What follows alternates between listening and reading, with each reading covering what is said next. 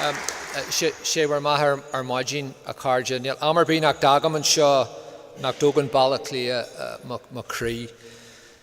Good morning, David. Thank you, Ambassador Chilcott, fellow elected representatives, Mary, Caherly, and of course Lord Mayor Oisin.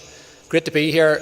There's no time I come here that doesn't lift my heart. The scale of Dublin, the magnificence of Dublin, the wonderful public transport. I came in on the Dart all the way in from Sutton, and it cheers me and gives me great optimism for the future. Any relationship we can develop with Dublin along the Eastern Corridor. In fact, it's my belief that in this time of changing and transformational relationships, north, south, east, west, that the relationship with the greatest potential is that between Belfast and Dublin and along the eastern seaboard. In terms of economics and our economic proposition, I thought it showed great style and panache, Lord Mayor, to tee off this conference with a €5 billion investment yesterday by Intel. I spoke to my people yesterday. I said, can we match that? But it's a great testament to the emergence from recession of the island that Intel, of course, is in Dublin and Belfast, and we wish that investment every success. But when we make the proposition, the Dublin-Belfast and Economic Corridor proposition together, we can talk about Google, Twitter, PayPal, Chicago Mercantile Exchange and the New York Stock Exchange all in one offering in that mega urban region. In terms of culture and arts, we can talk about James Joyce and Van Morrison. One of those is believed to be unpenetrable and very difficult to get on with, but despite that we love the Dubliners. In terms of sport, we have, of course, the greatest ice hockey team, not only on this island but in these islands, in the Belfast Giants, and you have the wonderful Dublin football team. In terms of language, of course, we're both just back from our travels, but when we go to America we always say that, you know, we speak the same language. The Americans dispute that, so they do.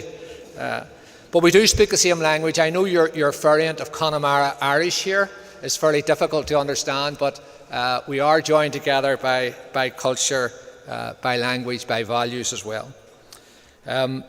As we really examine again, and we have let this great idea and concept of the Eastern Corridor go into hibernation, as we reignite the idea, what gives me greatest hope is that the area is brimming with youth, that in terms of population, no area in Europe is as young as the area between Dublin and Belfast. Dublin is over 1 in 5 of the people in Dublin are under 15, and Belfast is just behind that, 17th out of 250 countries in Europe. So together we have the youngest population in Europe. And youth, of course, speaks to the future and can be our greatest strength.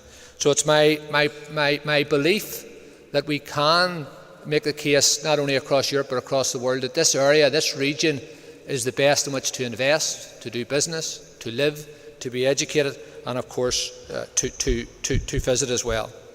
And this will bring opportunities. Is there only upside in this relationship and this collaboration? I believe there is. Some people have said, is there a political threat?